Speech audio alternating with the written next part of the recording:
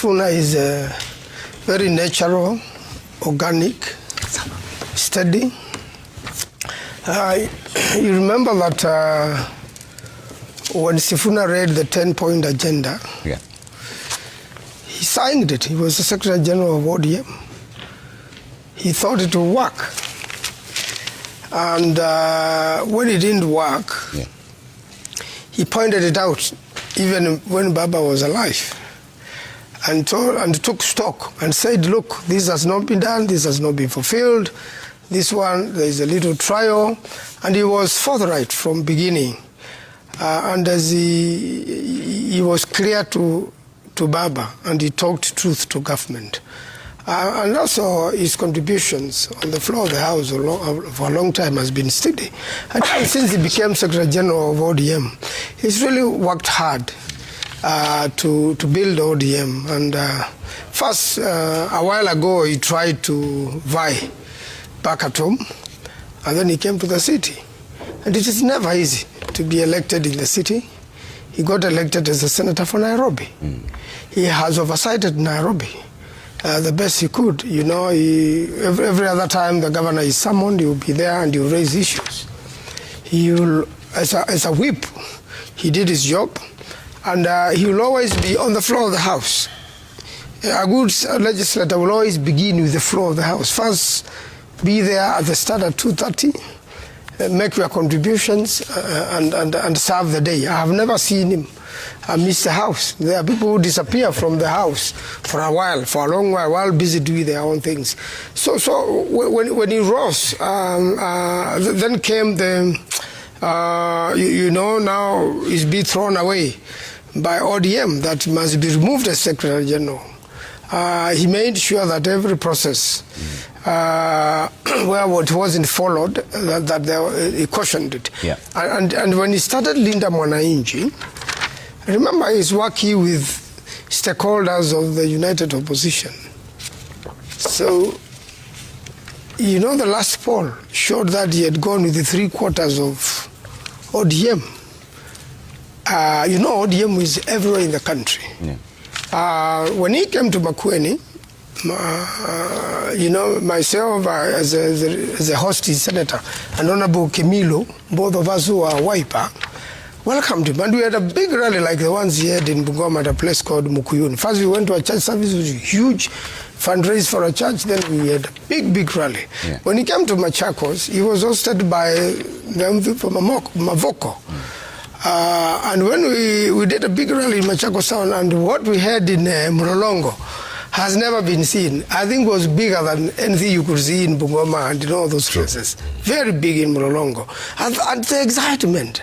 And this is not from... Do you think those numbers translate to votes? To a big extent. The only thing he needs to do, and I've mentioned it to him, every time you have a crowd like that, because most of it is young youth, most probably half of those people have not registered. They have an ID, but have not registered as a voter.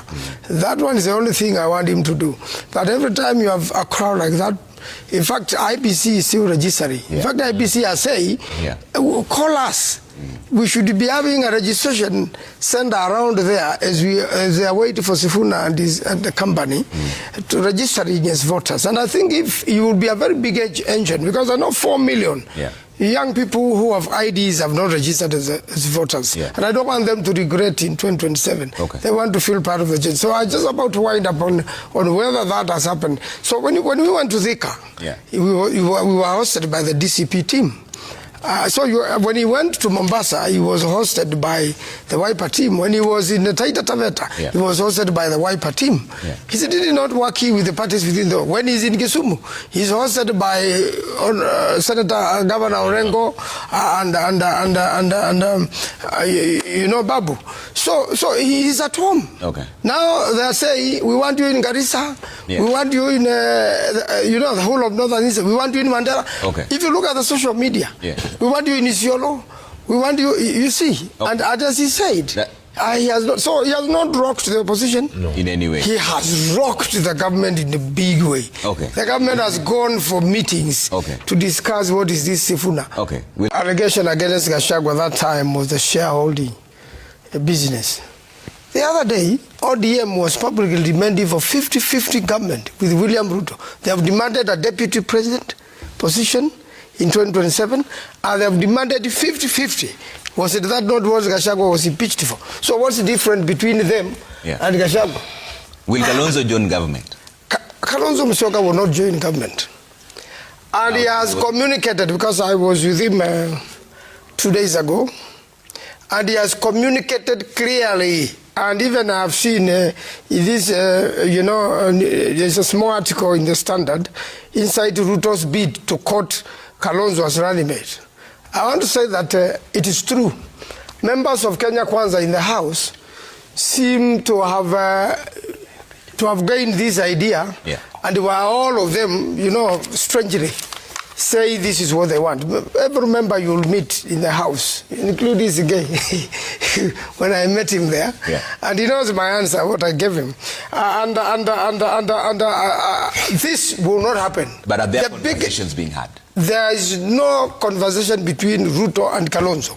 But I know Kenya Kwanza is wishing, because now after Sifuna, things are very thick. Okay. And I can assure you, William Ruto and his people, they know the best candidate for the opposition to send him home is Honorable Kalonzo Musyoka. Okay.